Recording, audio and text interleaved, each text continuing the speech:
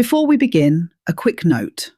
The opinions and analysis shared on Truth Seekers are our own interpretations of published research and should not be used as medical, financial, or professional advice. Always consult qualified professionals for decisions affecting your health or well-being. And with that out of the way, welcome to Truth Seekers. I'm Bill Morrison. And I'm Alex Barrett. Today is December 19th, 2025, and we're talking about the dopamine detox delusion. Let's get to the truth. Right, so apparently I can reset my entire brain in 7 days by just not enjoying anything. No social media, no music, no good food. Basically turn myself into a monk for a week and my dopamine levels magically reset. That's the claim anyway. It's everywhere. TikTok, Instagram, wellness influencers telling people they can cure their phone addiction, fix their attention span. Which sounds brilliant if it actually worked. Because digital addiction is real, yeah? I've watched people, myself included, mindlessly scroll for hours and feel absolutely rubbish afterwards. That part's completely true. The constant stimulation from social media does affect your brain's reward system. But the solution being promoted is based on a fundamental misunderstanding of how dopamine actually works. Okay, walk me through it. What are people being told to do? The extreme versions say abstain from all pleasurable activities for anywhere from 24 hours to a week. No phone, no internet, no music, no tasty food, sometimes no talking to other people. The idea is you're giving your brain a break from dopamine so it can reset to normal levels. That sounds absolutely miserable. But I'm guessing the bigger problem is that's not how dopamine works. Not even close. So, first problem, dopamine isn't a toxin you need to detox from. It's an essential neurotransmitter. You literally cannot survive without it. Wait, what do you mean cannot survive? Your brain needs dopamine for movement, sleep, motivation, learning, all the basic functions. Low dopamine doesn't make you some Zen master. It causes Parkinson's disease, depression, ADHD, attention problems. Right. Out of your 80 billion brain cells, only about, what is it, 400,000 dopamine neurons? Is it that few? Actually, let me back up. It's 400,000 to 600,000. Still a tiny fraction of your total neurons, but you need every one of them. So we're talking about trying to eliminate something your brain desperately needs. That's quite concerning. And this is the part that really gets me excited. The dopamine system is incredibly complex. It's not just high dopamine equals bad, low dopamine equals good. There are 5 different dopamine receptor subtypes throughout your brain, and dopamine does completely different things depending on which brain region we're talking about. Okay. So, in your reward centers, dopamine is involved in motivation and pleasure. But in your prefrontal cortex, it's handling decision making and impulse control. In your motor cortex, it's literally controlling your ability to move. Huh. Some dopamine neurons actually encode aversion and punishment, not reward. So some dopamine makes you feel good and some makes you feel bad. Wait, hold on. Back up. Some dopamine makes you feel bad. Yeah, basically. And that's before we even get into the fact that dopamine isn't acting alone. Endorphins, serotonin, oxytocin, norepinephrine, all of these are working together. So give me an example of that complexity, because I think most people, myself included until recently, think of dopamine as just the pleasure chemical. Right, exactly. The idea that you can just lower your dopamine and fix everything is like saying you'll fix your car by adjusting the carburetor when you're driving a Tesla. That's a fantastic analogy. So, where did this whole dopamine detox thing even come from? Because it sounds like something a wellness influencer just made up. Actually, there's more to the story. It comes from a 2019 LinkedIn article by a psychologist named Cameron Seppa. He's got a PhD from Harvard, taught at UCLA. Legitimate credentials. Yeah, but he explicitly said the name wasn't supposed to be taken literally. He called it dopamine fasting as a catchy term for cognitive behavioral therapy techniques. He was basically rebranding existing CBT approaches for managing compulsive behaviors. Okay, so what was he actually recommending? Select one problematic behavior, not all pleasure, just one thing you're struggling with. Temporarily abstain from that specific behavior. Practice mindfulness and develop replacement strategies. It's standard CBT stuff that actually has evidence behind it. Right, so a legitimate psychological approach with an unfortunate name that social media then ran with and turned into something completely different. This is what drives me mad about how information spreads online. When I was covering health stories, you'd see this constantly. Actual science gets flattened into something that sounds revolutionary but is fundamentally wrong. And then millions of people are trying it. And here's the other problem with the timeline they're promising. They're saying you can reset your brain in 7 days. But the actual research on habit formation shows it takes an average of 66 days to form a new habit, with a range from 18 to 254 days depending on complexity. So, not a week. Not even close. And behavioral change isn't just about stopping something, you need active new learning. You have to rewire neural pathways by practicing new behaviors, not just eliminating old ones. What about the idea of a reset in general? Like, is there any evidence that your dopamine baseline can be reset through short term abstinence? No.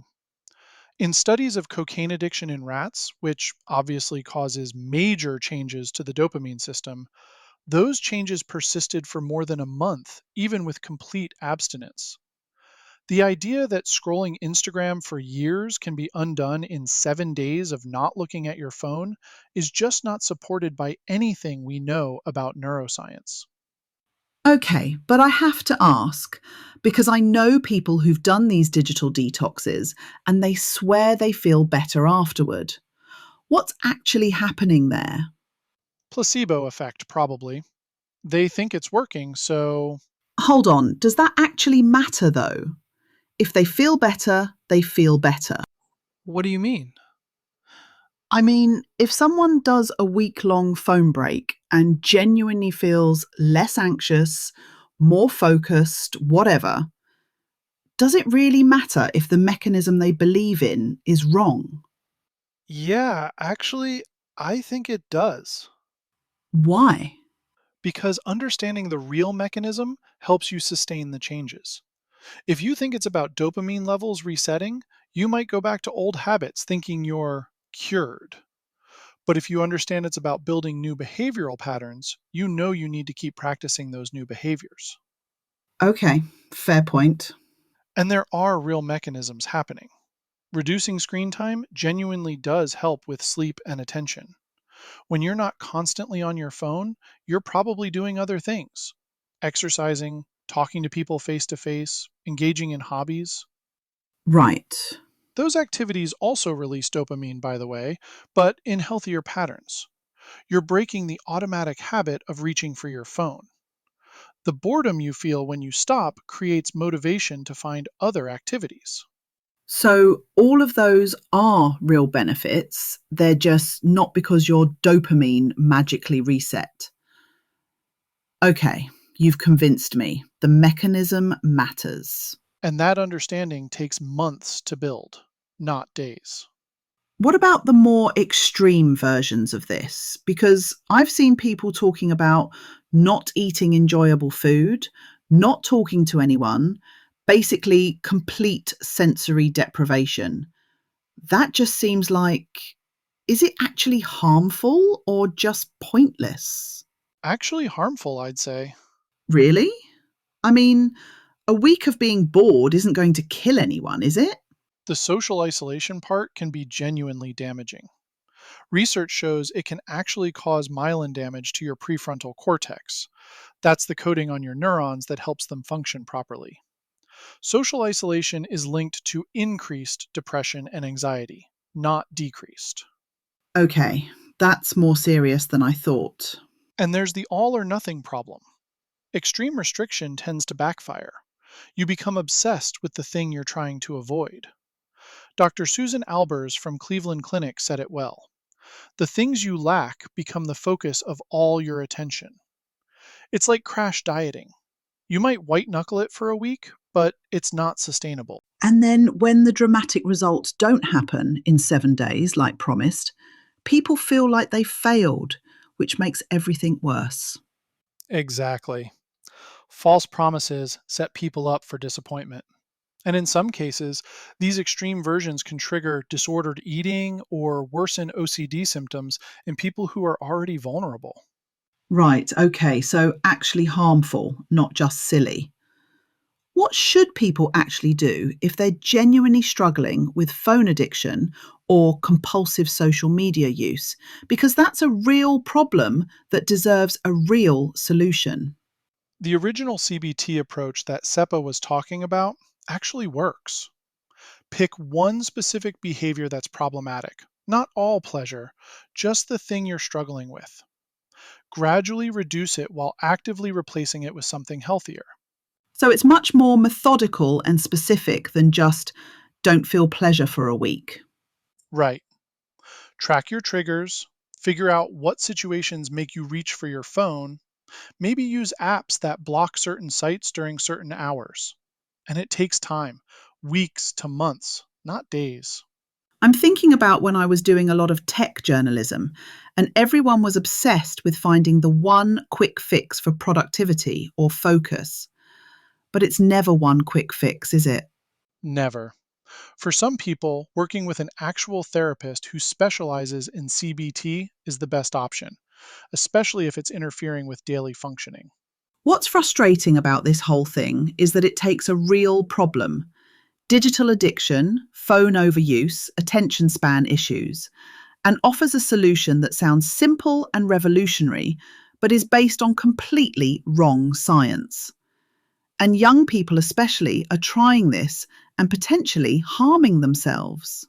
That's what gets me too. The dopamine system is fascinating and complex, and real researchers are doing important work on addiction and behavioral change. But that nuance gets lost when it turns into reset your brain in 7 days with this one weird trick. Which is the headline that gets the clicks, obviously. So, if someone's listening and thinking about trying a dopamine detox, what should they actually take away from this? Digital addiction is real and worth addressing. Taking breaks from your phone is good, but understand that you're not resetting dopamine, you're building new habits, and that takes consistent practice over months, not days. Be specific about what behavior you're trying to change. Right.